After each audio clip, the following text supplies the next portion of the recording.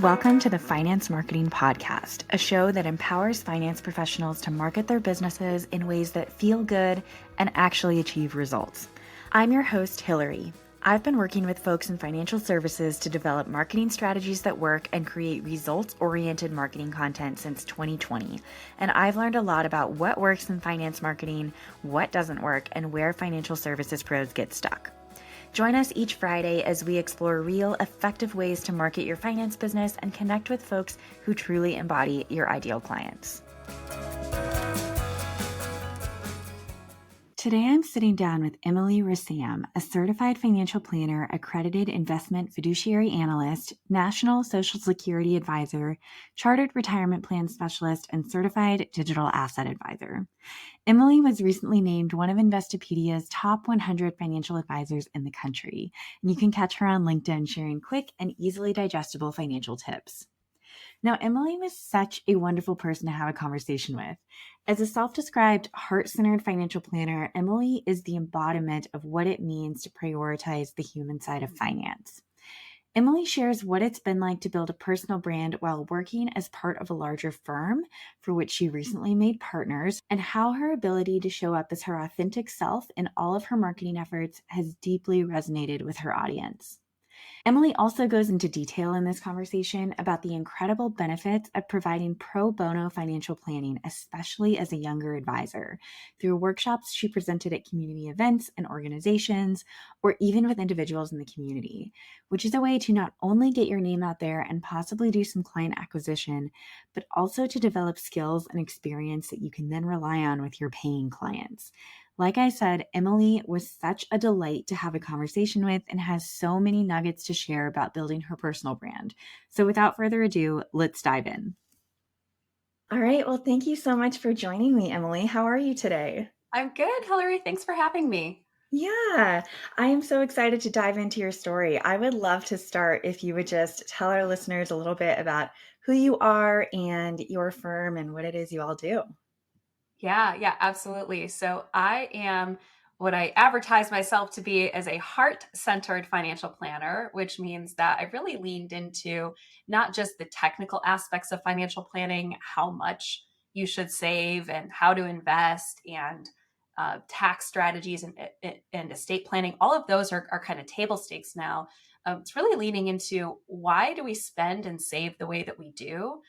What's our relationship like with money? And then how do we optimize money in our lifetime to make sure that we have enough for the long run, but also enough for splurges today? So I work with clients a lot on having that kind of safety of having that longer term plan figured out, but then also figuring out what maximizes your happiness and lights your fire and leaning people into doing that. So that's really the work that I've leaned into, in the past few years here.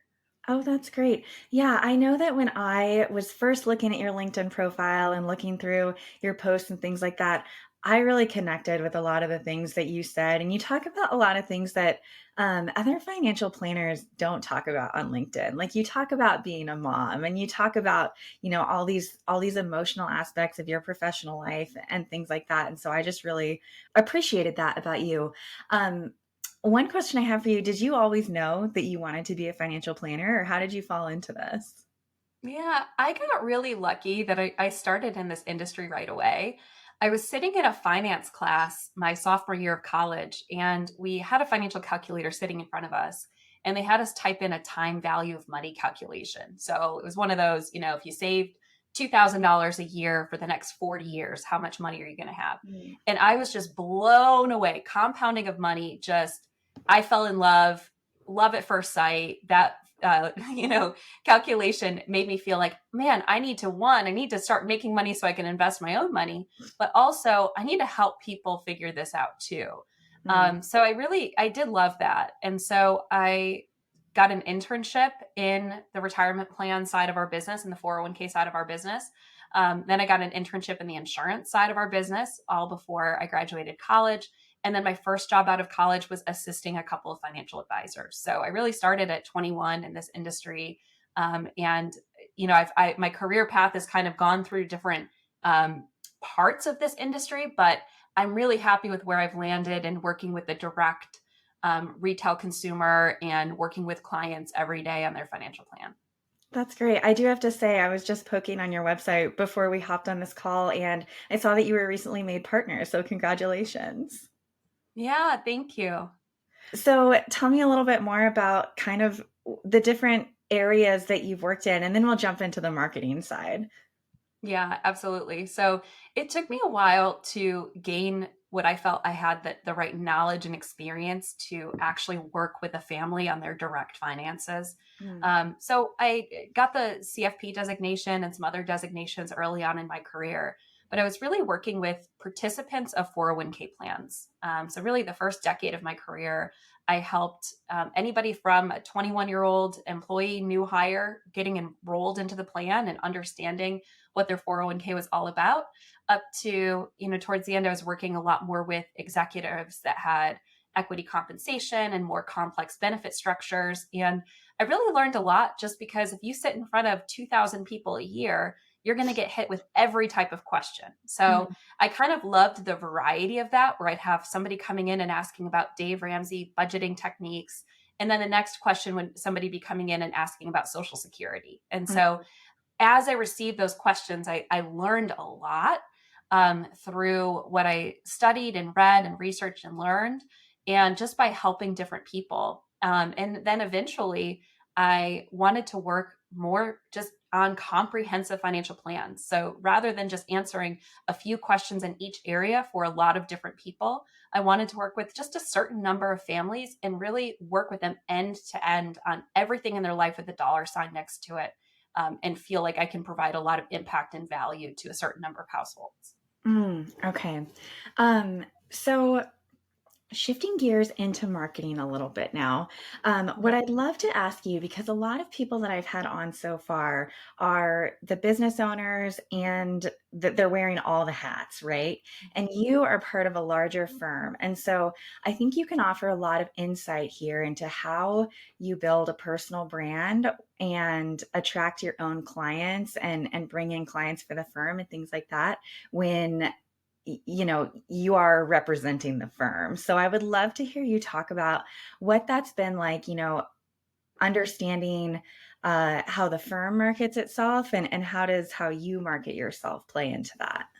hmm Yeah. So my kind of original core clients from my prior firm all came from doing the 401k employee education meetings. So folks that were part of the retirement plans I would service would then ask for more help. And I'd like to, come over to the wealth management side of our business and receive additional support and planning. And so a lot of my clients I've had for a long time came from that part of our business. So I was lucky. I grew my initial client base based on these warm conversations of me already being the educator and person that was in front of them, in front of their 401k plan.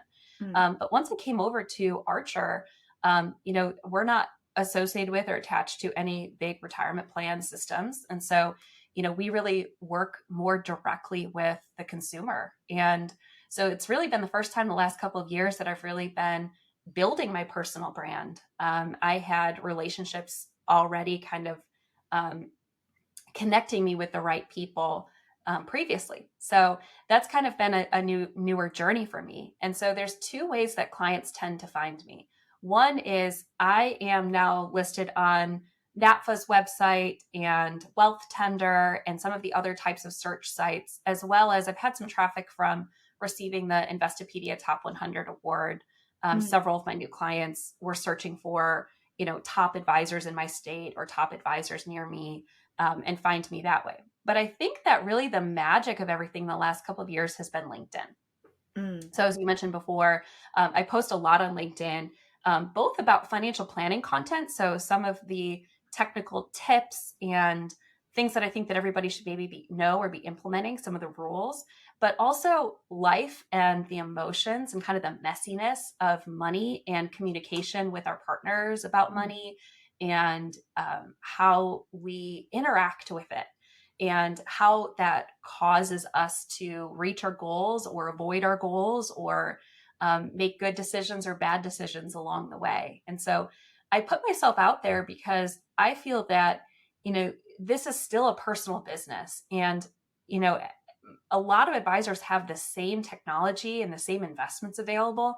And what sets us apart is really the relationship. And that's one thing that I tell people if they're looking for an advisor, to talk to many people and see what feels like a good fit, a good trusted relationship, somebody that gets you and understands you and can relate to your situation and can best advise you.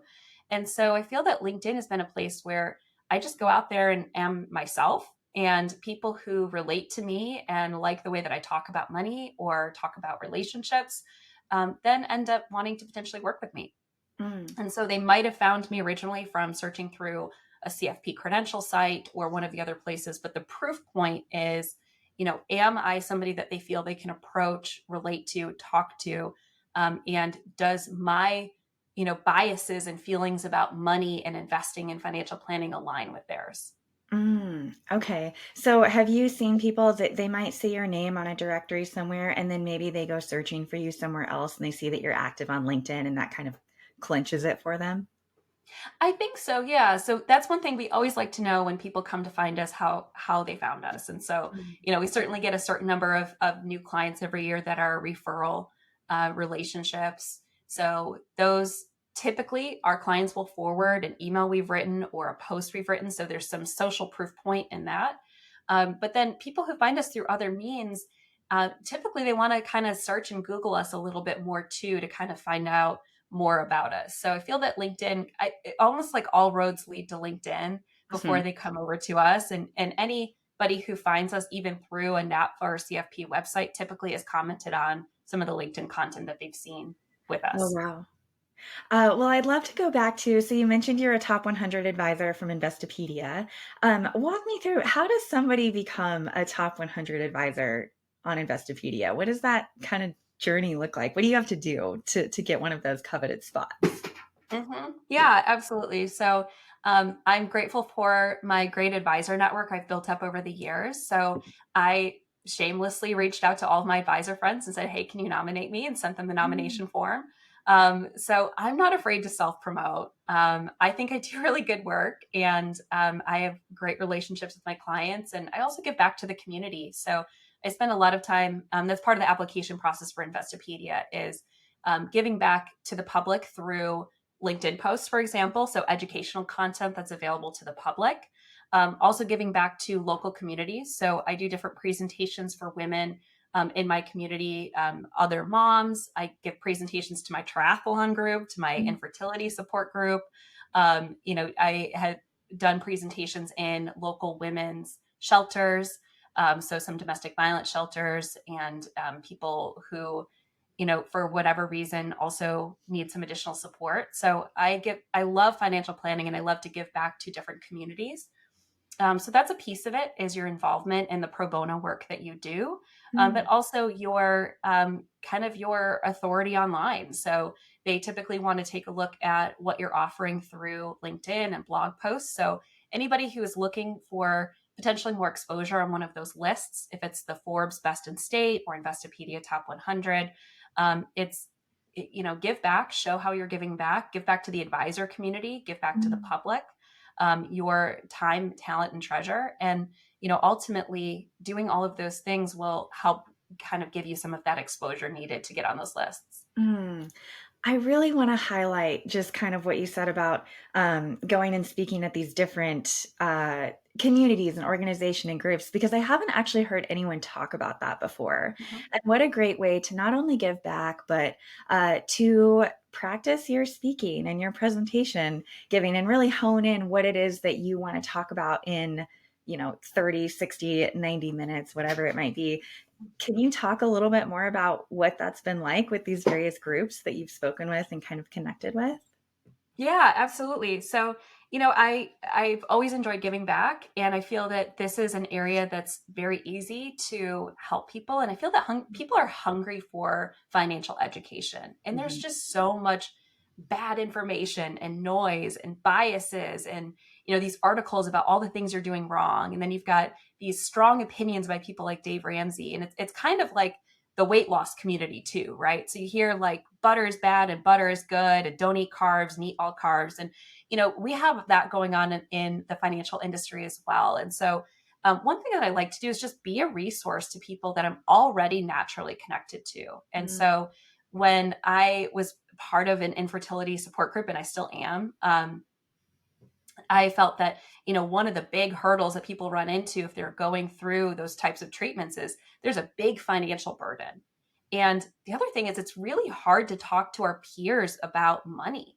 So whether it's celebrating a milestone, like, hey, I just became a millionaire, to, hey, I've got this mega bill for this IVF treatment that I want to go through, people don't always have a trusted person to talk to about that. So I've always offered myself to groups that I'm naturally involved in. And I give presentations on, and it's the same presentation, I just repurpose it, right? So how to handle your financial foundations when you're moving through infertility treatments. And a lot of it is the basics. It's budgeting and debt reduction and insurances and saving and balancing all of the different things that we could potentially do with each dollar that we earn. And so it's helping people understand and prioritize and set goals. And then I go to my triathlon group because if you're ever been involved in anything related to triathlon, there is just so much money that can be spent on going to Ironman races or buying a new tri bike, or everyone's got the newest gear. And so one of the things that I like to talk to people about is how to save for your hobbies like triathlon. So how do you bucket money separately for those goals and integrate those in with other short-term, intermediate, and long-term goals? How do you balance the long-term and short-term? And so, there's some similarities in these different groups. And then just in a women's networking groups that I'm involved in locally, I just offer the same thing. So I offer a series of basic quarterly webinars open to any women in my career moms group that I'm in. And they can join and just learn about whatever I feel like talking about. So taxes or retirement or estate planning or social security. And so I just pop on with different topics and they can kind of ask some Q&A. And I'm always happy to look at their benefits enrollment documents or help them make a quick decision about buying or leasing a vehicle. Just because I feel that people need help and not everybody needs to sit down or can afford to sit down and do a full comprehensive plan. But it's important to me to, lend my talent to different folks who potentially need it at different crucial points in their lives.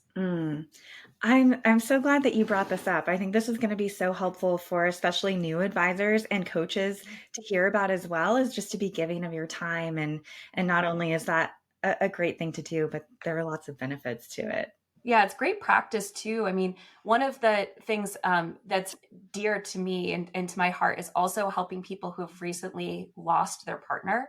And so I'm somehow at the age where people in my friend group and social groups are dying, in their 30s and 40s, things just happen. And so I often will reach out to the widow or widower and say, hey, if you need help just understanding paperwork or what happens next or how to find things, sometimes by doing some of that volunteer work or helping somebody pro bono can also help you gain some skills. And so now for a lot of my clients, I can provide executor support and understand some of the different types of situations that come up.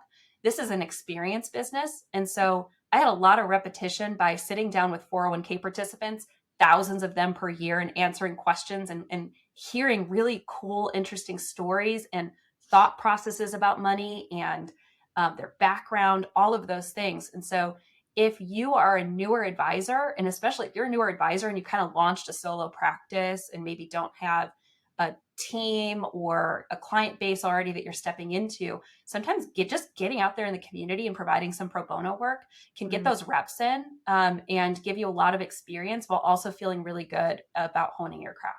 Yeah. And just to bring this back to marketing, because that's where my brain goes, is what a treasure trove of content ideas for you too, then as well, to be able to talk about what you've been doing and things like that as well. One other thing that I'd like to go back to that you said earlier, and then we can move on.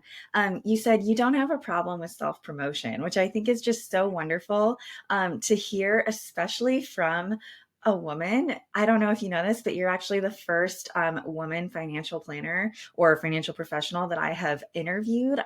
Everyone that I've interviewed so far has been men. And I find that very interesting because I think that, a lot of men more than women don't have a problem with self-promotion. And so I'd love to hear you talk about that as well, because I think that's so important in this industry, is to not be afraid of self-promotion. And so I'm curious, is that something that comes naturally to you, or is that something that you had to develop over time?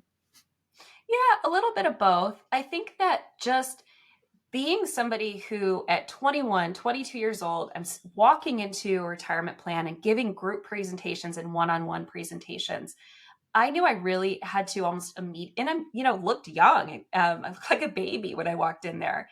And so I had to immediately kind of show people how smart I was, to get them to trust and value what I had to say. And so I think that, that's part of getting some of the credentials really early in my career. I felt like I needed to put some letters behind my name and um, Mm. give myself a little bit more of the ability to talk about my experience and the additional education that I went through. So I think I just, from going out there and just being young and having to kind of forge my way through this industry, I found myself really just putting myself out there.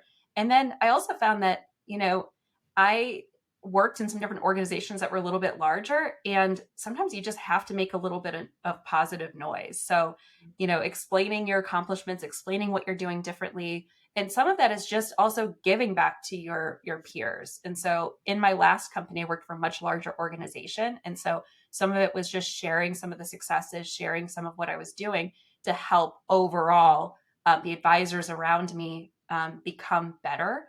um, there are a lot of advisors in our community that are maybe not as comprehensive or knowledgeable or covering really all the topics with as much detail and clarity as they should. And so part of my education on LinkedIn is also to help elevate all advisors around us so that they are doing good work, doing the right work for all of their clients, because that's really what we all deserve. Mm. Yeah. Well, okay, I'd love to come back to LinkedIn a little bit. So you talked about, you kind of have a balance between putting out some of the more technical posts and then putting out some of the more heart-centered posts. Do you have a strategy behind how often you do that, or is it kind of based on what you feel like talking about, in a given day or week? Yeah. So I have content themes by the day of the week that I can fall back on. But if I have something like really juicy and fun I want to talk about, then I forget my theme of the day. Mm-hmm. Um, so the first thing about creating content is that I'm always thinking about content. And so last night I was helping a client dig through their 1099s. Their cost basis information was missing on their 1099 and their CPA missed that. And so I saved them $2,500 on their taxes for this year. And my first thought was, yay, I'm so excited I saved them this money. And then my second thought was content. This is really good content. Right. So I've got, a second brain of notes in my phone. I've got emails that I save because just my day-to-day interactions, that content seems to do really well. People like to read about what other people are doing. Mm-hmm. They like to kind of just open up the curtains and kind of look inside somebody's house and see them walk around. They like to see what others are doing. And that's kind of the second question I get from people is, one, am I okay? Am I going to be okay? And am I doing what other people are doing that are similar to me? And Mm. so sometimes that content seems to do pretty well. So I'm always thinking about it. And then I have certain themes that if I don't know what to post, then I think about that theme, or I batch a bunch of content for that theme. So Mm. on Tuesdays, my kind of fallback theme is taxes. So Tuesdays, taxes. And I've got a whole bunch of tax content that I've saved, and I can batch, 8 or 10 tax pieces all at once, especially this time of year when we're running into a lot of it. My Monday theme is for people who are frugal that need to kind of get out there and spend a little bit more. Oh. So my Mondays are about money vigilant people who might need to think a little bit about balancing more to today. Wednesdays seem to be my more family centered, heart centered posts. So that's when I seem to talk more about my kids and what lessons I'm learning from my willful toddler who is teaching me about life in a completely different way. Um, Thursdays, I tend to talk a little bit more technical again. So Tuesdays and Thursdays are technical. Mm. Thursday tends to be a little bit more about equity compensation or executive benefits or negotiating a comp package. Those are kind of my fallback things. We write a lot of blog posts about that type of content, so it's pretty easy for me to source that content from previous blog posts that we've written or information that's already kind of saying it in a different way, but some knowledge that we've already maybe pushed out that people need to hear a few different ways. And Mm. then Friday is my free for all. So Friday typically has been a Friday riff video with my partner. So we like to sit down and just kind of talk about our week and talk about a client case study or talk about, saving somebody $2,500 on their tax return and what did I find and what clued me into it and those different types of things. And so that's really kind of the content that I have ready to go if I don't have something on the top of my mind that I really want to push out there or something current that aligns to kind of a current LinkedIn story or theme. I think that's really smart. I hear a lot of people who, haven't quite honed in a process yet and are afraid of posting consistently and sticking to a schedule. They're just really afraid that they're not going to be able to come up with content ideas. Mhm. And the other person who I've heard talk about this strategy where you have different themed days is Mondo Salavanti. And he is also Mhm. just, you look at him on LinkedIn and he just looks like a content machine. He's always pushing Yeah. out content and good content as well. So I really love Mhm. this strategy. And I also think it is amazing. I've heard so many people talk about in the beginning, it does feel hard to come up with ideas, but the more you post and the more you create, it's like Mhm. all of a sudden you have more ideas than you'll ever be able to post about. And so it Mhm. does become this kind of mindset where you're always thinking, oh, this could be a content idea. This could be a content idea. Mhm. Um, so I really appreciate you bringing that up as well. Now, you also mentioned blogging. So do you contribute to the firm blog as well? Yep, that's right. So we write different blog posts on our website. So part of our strategy is also SEO, um, driving traffic to our particular website and having some domain authority over certain search terms. So there are certain themes that we write on our blog that we rank for, as well as for specific employers that we work with a lot of employees of Dell and Tesla and Apple and Microsoft. So we tend to work with a lot of tech professionals. So we like to write about some of the kind of quirky things about their benefits, and we receive some good SEO traffic from that. So, Mm. where clients come from, can be through one of those channels of seeing maybe some articles that we put out about a certain Dell benefit or Microsoft benefit, Mm. or through the NAPFA or CFP type sites or Investopedia, or through LinkedIn or referrals. That kind of a lot of our traffic comes through some kind of web channel that way. Okay, that's great. One last thing I'd love to ask you about before we wrap up is so, one of the biggest questions that I think people wrestle with is should I have a really clear niche or should I serve kind of a more general audience? Anyone who wants to work with me can come to me. And I'd love to ask you, is that something that you've thought about over time? Do you have a specific type of ideal client that you really love to work with and that you target with your content? Or do you fall more on the side of anyone who wants to work with me, come work with me? Yeah, so it depends on if you are more face to face and regional. It's harder to have a niche if you work, you live in a smaller city. Your niche is the people who are within, five, Mm, 10 miles of your office, right? So there aren't, 43-year-old tech professionals who have equity compensation. There's, a handful of them, right? So mm, niching for me, I feel like it's necessary when you are virtual like I am and you are communicating with people all over the country. One, for efficiency. If you have more clients that all have the same types of questions and issues, same life stage, it's a lot easier to become really good at a certain subject matter. And so if you're trying to serve everybody, you have to stay up to date on everything that's happening in our world. mm, And so that can be difficult. Also, it's harder for people to find you if they don't know that you serve people that are just like them. And so I love when people really drill into that niche. People always talk about Wesh Financial.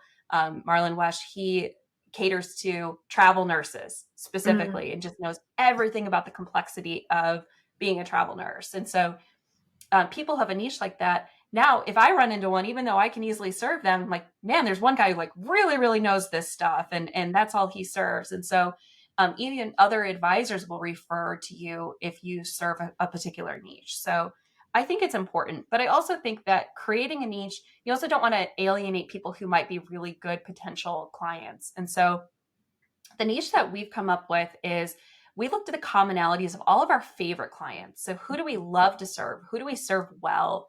Who gets us? And it tends to be people who are mid-career, so at their peak earning years. And a lot of them are, hey, I just started making a ton of money and started getting all this other type of stock-based compensation. Mhm. And, what do I do with it? How do I optimize that? Because now I've got this big opportunity to pay down some debt and save for the future and prioritize my kids' education and my own retirement and buying the beach house and all these different things. And how do I balance that? So a lot of the clients that come to us tend to be kind of 40s, 50s, mid-career, peak earning years, high income earners, typically good savers. But the other characteristics that we also look for is we like to work with nice people. Mhm. So people who value the financial planning process, value each other. They're willing to talk about the emotions around money and some of the things that we care about. So that's something that we start to kind of talk about in the intro meeting about how we have a financial therapist on staff. And, our process is a little bit different because we start with goals and values and really getting to know and understand our client before we look at a tax return or look at their hard data. So when we talk about our processes that way, we tend to attract people who, really, like to understand themselves and understand each other and, you know, deal with that behavioral finance side of their financial plan as well. So typically it's high achievers, high income earners, mid-career who, like the touchy-feely stuff too and want to talk through their relationship with money as part of the plan. I love this because it just opens up the idea of a niche. Your niche doesn't have to be a specific career. It doesn't have to be, a specific demographic of people. It can really include those psychographics as well of who make up Mhm. your ideal client. So last question for you, Emily. You've shared so many great nuggets of wisdom with me today. If you had one piece of advice for someone who is kind of new to marketing themselves and maybe embarking on content creation and things like that, Mhm. what would you tell them? Yeah, just start. Just start putting something out there. It can be really bad. Um, People have a short memory when it comes to the internet. You could just delete stuff too. When I started posting on LinkedIn, I just started throwing stuff out there and then I started studying it. So, what performed well? What time should I post? What are people interacting with? How do I get better at this? And, you know, then you just kind of keep leaning into what's working and what resonates. So do that. And then the other thing is pick one person to write to. And Mm, so I've got a couple of different clients that I constantly think of when I write a post. I write it like I'm speaking to that one person. So my ideal client that I'd like to replicate and have 100 of that exact same person, I like to speak to that person and say, hey, Charlie or whatever his name is, here's some information I think you'd be really interested to know, or here's a client story I think that'd be really relevant and interesting to you. And so I mm. write to that one person versus trying to like figure out this crazy big potential audience and where does that fit in. You just pick one person and write to them. Such great advice. So where can people find you? Yeah, on LinkedIn, of course. So they look for Emily Rassam on LinkedIn. That's really where I spend most of my time. And then on our website, archerim.com. Perfect. Well, Emily, this has been such a great conversation. Thank you so much for sitting down with me today. Of course, Hillary, thanks for having me.